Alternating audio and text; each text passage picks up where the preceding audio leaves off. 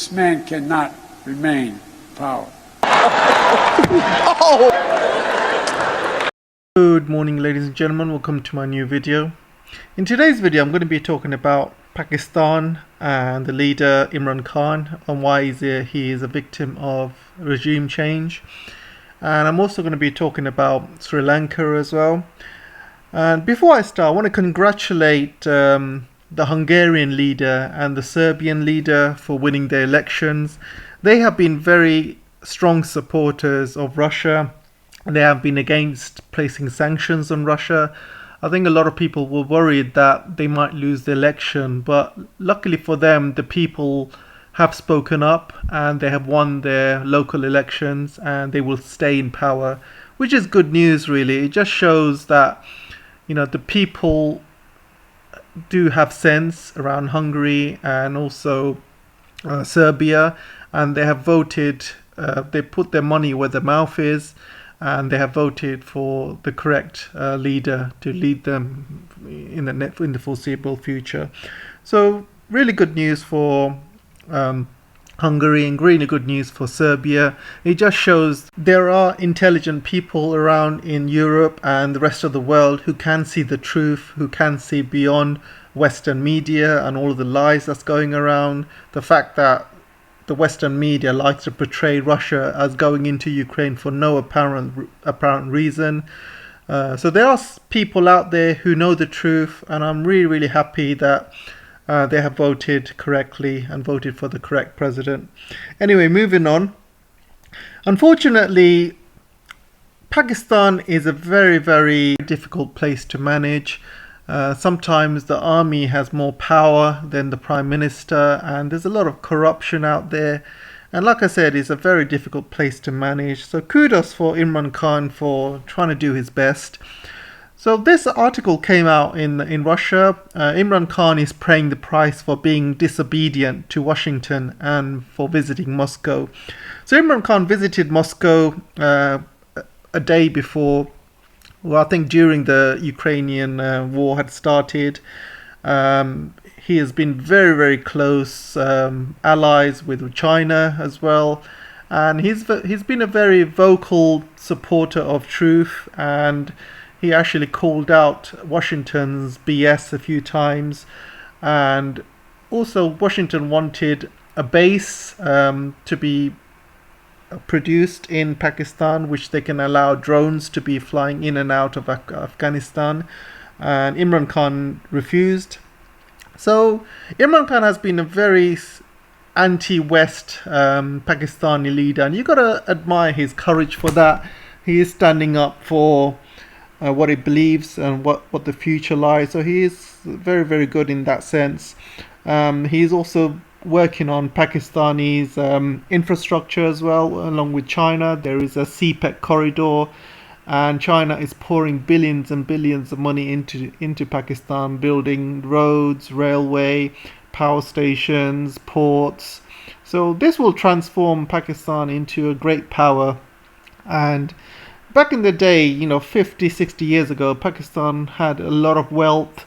It had a lot of power, a lot of influence in the world, and due to corruption and a lot of people say US influence as well, Pakistan has lost a lot of that power, lost a lot of the wealth, and a lot of corruption over the years. They had a few good leaders, few bad leaders, a few military coups as well, with President Musharraf taking over at one point. So Pakistan has had a very tough time when it comes to politics, but things look like they are moving in the right direction. At the moment, Pakistan's economy is not doing very well, but you got to look at the rest of Asia.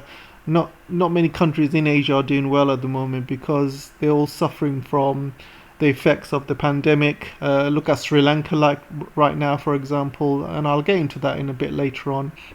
But I think once the CPEC project completes, there will be huge amounts of money going into Pakistan. That Gwadar port will bring in a huge amount of money.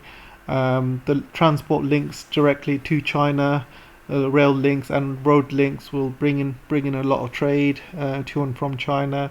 There's roads being built between Afghanistan and Pakistan. There's pipelines being built from Turkmenistan through Afghanistan into Pakistan and into India. So there's a lot of work going on in Pakistan. I think the future is looking very bright. I mean, right now they are struggling, but it will get better, hopefully. So I'm going to show you some timelines of what's been happening in Pakistan, just for people that don't understand the situation here. So on March 23rd, Khan said he would not resign because people, basically the opposition party wanted him to resign. He said he's not going to. And March 25th, Pakistani National Assembly session was adjourned without the tabling of the no trust motion against Khan. So there was a no trust motion placed against Imran Khan. 27th of March, at a massive rally in Islamabad, Imran Khan claimed foreign powers were behind the conspiracy to overthrow the government. Addressing the rally, he mentioned a specific letter which came into his possession. And this letter was written by this guy. His name is Lou.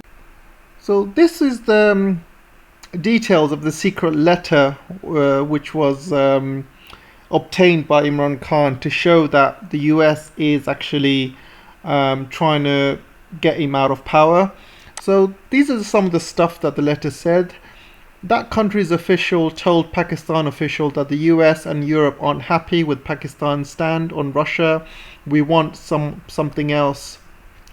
That country's official said, we believe that decision to visit Russia amid the war is Imran Khan's decision, not the Pakistani establishment.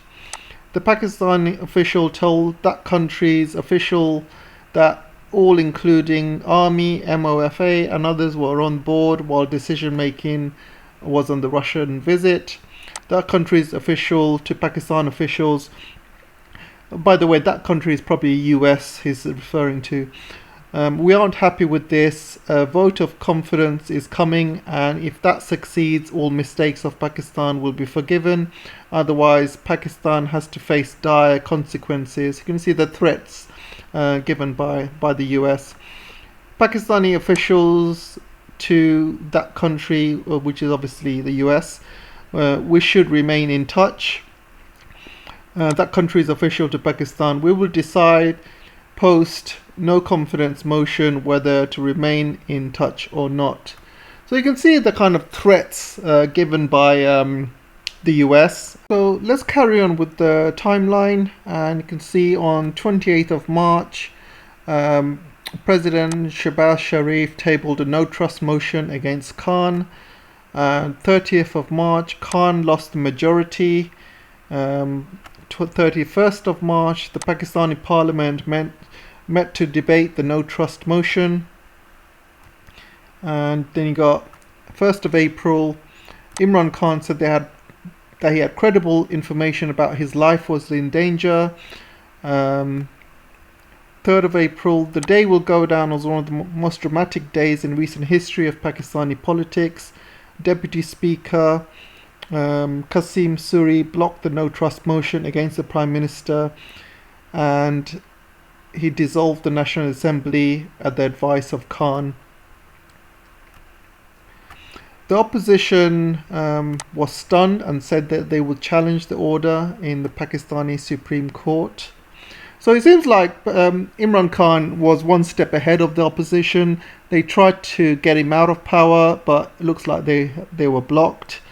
And 4th of April, Chief Justice Bandal said on Monday that the Apex Court would issue reasonable order on the legality of the current situation in the country. During the hearing today, the court rejected a plea by Farouk, who is representing the PPP and other opposition parties, to a full court bench to hear the matter. So it seems like Imran Khan has been one step ahead of the opposition. There seems like there is some sort of US influence going on or regime change going on. However, I've just seen this interview by the leader of the Pakistani army, and listen to what he says. Equally, we share a long history of excellent and strategic relationship with the United States, which remains our largest export market. We seek to broaden and expand our ties with both countries without impacting our relations with the other. Similarly, European Union, United Kingdom, Gulf, Southeast Asia, and Japan are also vital for our national development and progress. Ladies and gentlemen, Pakistan is deeply concerned about the conflict in Ukraine. With Ukraine, we enjoy excellent defense and economic relationships since its independence. With Russia, we had cold relations for a long time due to numerous reasons. However, recently there have been some positive development in this regard. Sadly, the Russian invasion against Ukraine is very unfortunate, as thousands of people have been killed, millions made refugees, and half of Ukraine destroyed. This is a huge tragedy which must be stopped immediately. Those are the words of the Pakistani army leader, and he sounds like he has been bought by the United States. He's basically condemning Russia. He's also saying that Pakistan needs to go closer to the United States. And it's a shame, really. And obviously, the leader of the army, they do have a lot of power in Pakistan, and it goes back to the days when Musharraf took over control over Pakistan and allowed US bases to be placed in Pakistan, and then allowed US to bomb Afghanistan from Pakistani soil. And US was also bombing Pakistani locations as well from the base. So he kind of sold the country to the United States. But again, you got to look at what United States has done for Pakistan over the years. United States has been a very, very strong supporter of Pakistan for a long time, and Pakistan has not improved. You got Bangladesh, Pakistan's neighbor, who's got a bigger GDP than Pakistan, and you could look at Pakistan economic conditions. Being friends with America or the United States has not brought any benefits to Pakistan over the past few decades or so. United States has pretty much led the corruption, and siphoned a lot of money out of Pakistan as well. So I just don't think it's the right solution. I think Pakistan needs to have its own foreign policy away from the United States, because, as you know, being a friend of the United States gets you nowhere. You've got to look at Afghanistan, you've got to look at Ukraine. I think it's a big mistake, but Pakistani army generals and leaders have a lot of power in Pakistan, and I do fear for Pakistani Prime Minister Imran Khan, and I hope he remains okay. I believe he's right that there could be people out there trying to take his life, so he needs to be very, very careful out there. It's happened a lot in Pakistan's history. A lot of presidents, prime ministers got assassinated. So I hope he's okay. I hope he can ride through this. If he does, he'll be one of Pakistan's greatest leaders, because no leader has actually lasted the full term of 5 years. So let's talk about Sri Lanka now. Sri Lanka's having a lot of riots in the streets at the moment, and they are having huge issues in Sri Lanka, mainly because of a number of issues. You have to go back a few months, and one of the main things that Sri Lanka did was they set up an organic drive, which actually plunged Sri Lanka into crisis. Basically, they wanted to use organic fertilizers, and that basically meant that a lot of their crops weren't grown effective enough, and they've had a huge food shortage. And because they had a huge food shortage, they had to import a lot of food from outside, and that's also affected their economy as well. And another thing that has caused this is their leader has actually carried out a tax cut in 2019, reducing revenues just months before the pandemic devastated the economy. And Sri Lanka's top GDP is they export a lot of tea, but the second largest GDP growth is tourism. And because of the pandemic, nobody obviously toured Sri Lanka, nobody visited Sri Lanka, so the whole country was devastated because of that, and their currency had dropped. And they also import a lot of goods and oil, commodities as well. And because Sri Lanka's rupee had actually dropped, their imports were very, very expensive, and that also caused huge issues as well. So there's a lot of issues that happen in Sri Lanka, and right now they are asking bailout. They're asking help from India, from China, from IMF. Right now there's talk about China giving them about $1 billion to clear some debts. India's also giving them some money and also giving them some food. Apparently there's going to be a bailout from IMF as well. So they do have options. Unfortunately, things are not looking good for Sri Lanka because they can't pay for oil and gas, and a lot of industries have shut down, so things are getting worse.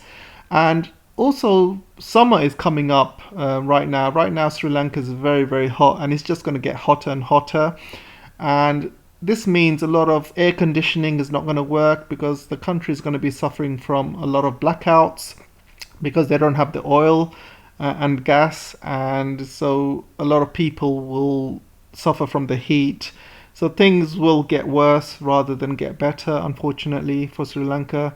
I hope they can get through this. I see a lot of Indian articles blaming China for it, which is completely out of order, and I think this is probably down to their anti-Chinese stance. It's got nothing to do with China. This is all down to Sri Lanka's own doing, and I just hope they can recover and get out of this crisis. So anyway, that's all for today. Hope you guys have learnt about what's happening with Pakistan and Sri Lanka, and look forward to reading some of your comments. So don't forget to like, share and subscribe, and I'll see you soon. Take care for now.